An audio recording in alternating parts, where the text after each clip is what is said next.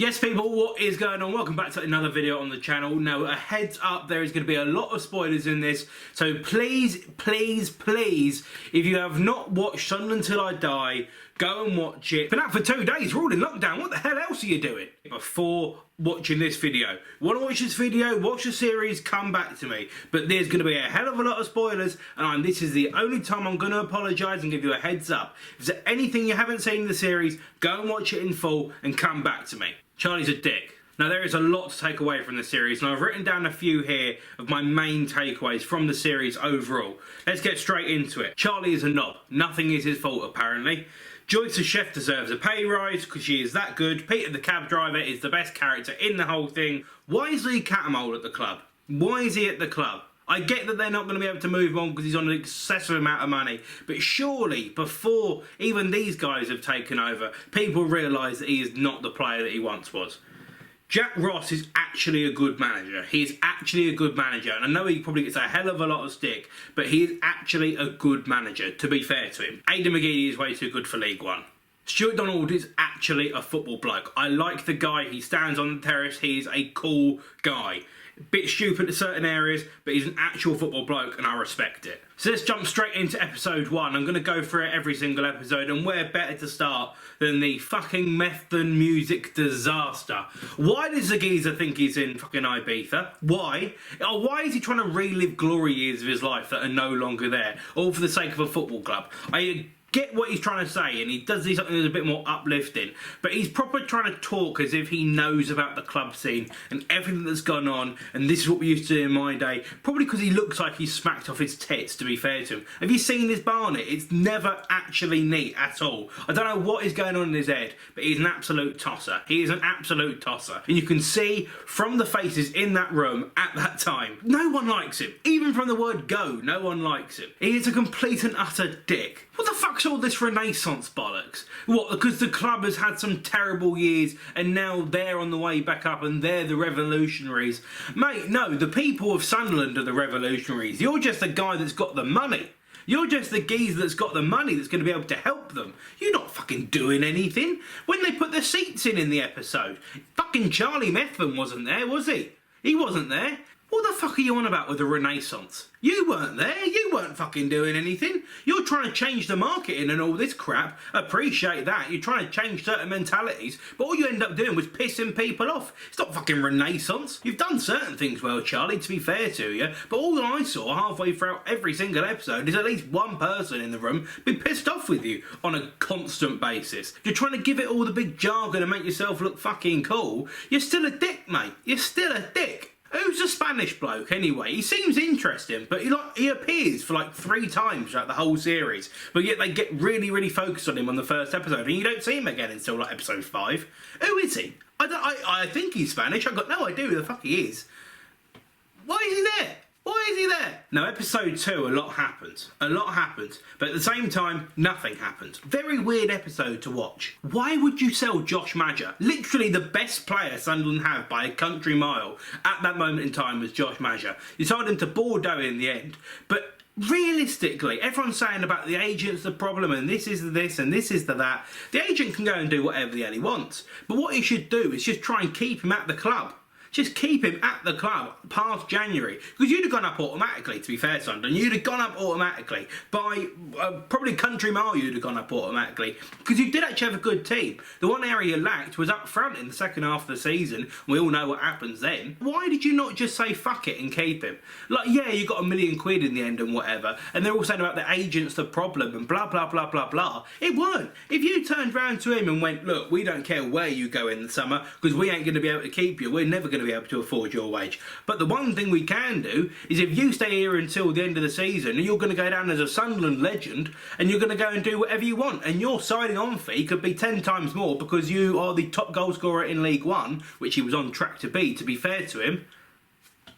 Makes more sense. Instead they've gone and got a measly £1 million. You get a bit of a sign-on fee in that, but what £1.5 million I think they got?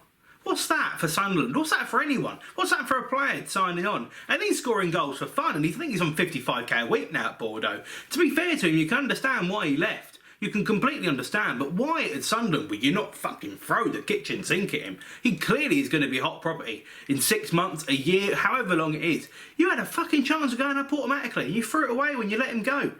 Why? Why? Sophie Ashcroft, which probably a fair few of you don't know who I'm on about. It's the ticketing woman who eventually ends up losing her job. We don't know if she was fired, we don't know if she resigned. That pissed me off as well. But she is a real G. She literally looked at Charlie in the face and goes, "You're a fucking dick, mate," without actually saying it. She is literally everyone's spirit animal. Fuck off, mate, I don't like you. Piss off, I don't want anything to do with you. Rate it. Fucking rate it. Episode 3. Luke O'Nien is actually a G. He is actually a good player, a nice guy, a friendly geezer. Everything about him just screams he is perfect kind of player to be captain material. Luke O'Nien should be doing a hell of a lot more for that team. 1,000,000%. They're talking about hitting Boxing Day record figures, right? And they gave tickets away to a local school. And it's all saying it's a massive publicity stunt. And yeah, it probably worked. And clearly they got it. And fair play to Charlie for hitting that number. But if you're giving loads of tickets away, how does that really relate? Do you know what I mean? Because you're talking about people actually spending money at the ground. If you've spent so much money over Christmas, which a lot of people in Sunderland probably would, come Boxing Day, you're not going to go and buy a burger at the game. You're probably going to wait until you go home and have a cold turkey sandwich. That's just fact of the matter, unfortunately. You're going to have leftovers. You're going to be eating chocolate all day. You're not going to be eating £5 for a burger at a ground. That's crap. That's complete and utter crap, mate. People are genuinely shitting themselves about losing their job as well, which I do not rate at all. And I think a lot of Sunderland fans, to be fair, will be massively pissed off about this. Because Charlie is massively, "Oh, this needs to happen, and a whole change of culture," which I get and appreciate. But there's a way to do it and a way to come across as an absolute prat. But the problem I've got is they're literally saying people are going to lose their jobs, people are going to do this, people are going to do that. Sophie did fucking nothing wrong. She did absolutely nothing wrong and she ended up resigning or losing her job or whatever it was. She's clearly a hard-working woman who is a decent, nice, genuine, honest woman who has to think about herself and her little one as well. And yet she was the one that ended up losing her job, and she was shitting herself from the word go about losing her job. They were on about redundancies or about loads of different people losing their jobs. How the hell, as a ticketing officer, could you be worried about small little things like a day-to-day task of, oh, how someone's tickets got there and who's done this and who's done that, when you're thinking, fuck me, Jesus, my job could be gone? How can you think about that? How can you think about that? Fair play to Netflix for actually promoting the singer. I don't know his name, but the song is an absolute banger. And the fact that they actually showed him at half-time doing his little piece is absolutely banging, to be fair to him. Fair play Netflix. Charlie wanted Sophie gone from the word go. He's a dick. Now, episode 4 is one of the best episodes I think I've ever seen in any series ever. It starts with Josh Madger being sold. And then they say, low ball figure, we're going to offer just over £1 million for Will Grigg.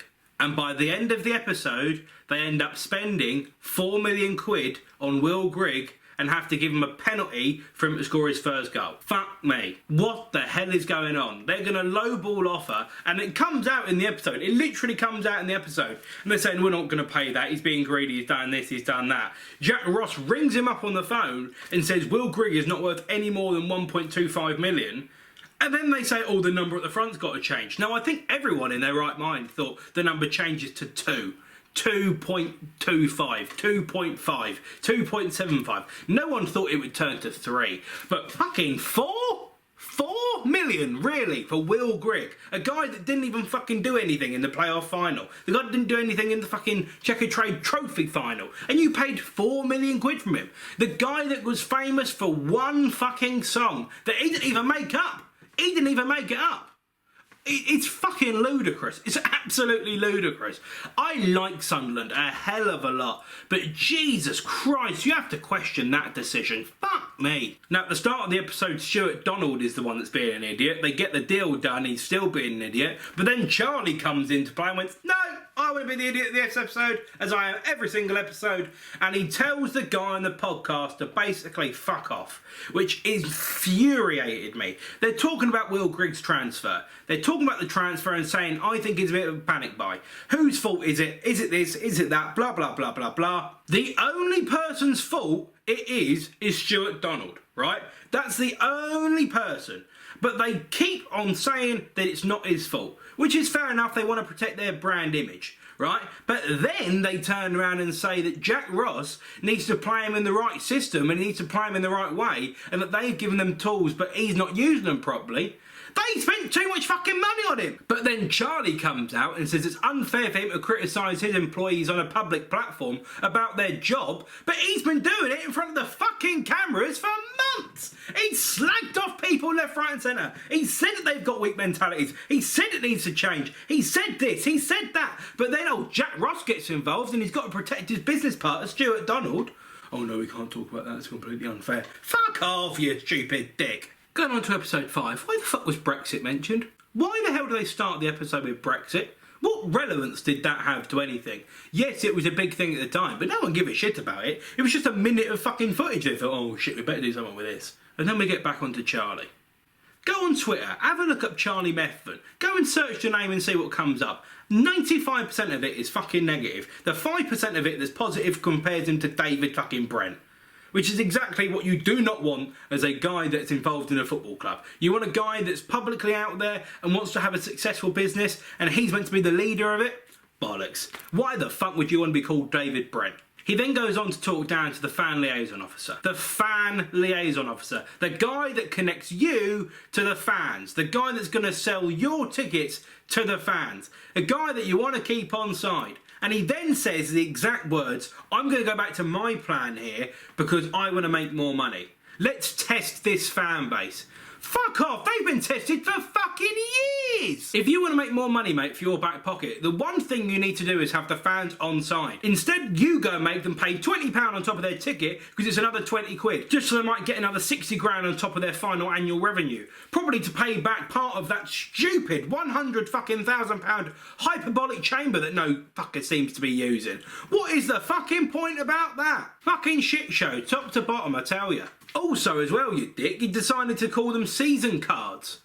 Not fucking season tickets. Have you ever fucking been at a football club, dickhead? God, I really don't like Charlie. Charlie's wife is irritating as fuck during the game, telling him to calm down. It's clearly football, he's getting a bit emotional. Let him be. The face like a smack does. And the highlight of the fucking episode, Max Power gets his fucking knob out. Way! What a fucking melt. And then we come on to episode 6. Episode 6. The highlight of their season, the playoff final, and they lose to fucking Charlton. A game I was actually at in the Charlton end, and I felt gutted for Sunderland when they lost that game. Oscar Chamberlain is an absolute dick. This geezer, if you can't remember, hates Charlie at the start of the series. By the end of it, wants to kiss his ass. He's a complete dick. Stuart's wife Laura is actually a great human being because she looks at it and goes, yeah, I appreciate that he's a businessman, I appreciate it's his football, but this is not fucking healthy for you. I rate her, she is an underrated character, she actually knows what she's doing. I like her a lot. The ticket office ladies are absolutely awesome the whole way throughout, and all they get is a thank you at the end of the season, which is complete bollocks because clearly it's been a hard year. They've been all the way to a fucking cup final, they've then gone all the way to a playoff final, they've basically played the most amount of games they possibly could in that league, and all they get is a thank you from fucking Charlie. He's a dick. He's an absolute dick. I hope and pray they got tickets to those games at Wembley, because if they didn't, and that fucking Charlie geezer did and sat in the fucking Royal Box, Betty Big Bollocks, and they didn't even get to go, he is a complete knob. He is a complete knob. I tell you who else is a knob. Whoever it was that edited the winning goal for Charlton at the playoff final. 45 seconds of slow-mo. Slow-mo. I was at the game. I was at the game in the wrong end and it was a nuts moment. But you put it in slow-mo to make every single Sunderland fan have to relive that horrible moment in slow-mo. It was a shit goal and all. You should just put the ball in the back of the net. That was literally all that was needed. But instead you put a full slow-mo to go and get the most dramatic effect possible. And I'm not even a Sunderland fan and I was pissed off. I was going nuts at that game. I was going absolutely ballistic when Charlton got the winner.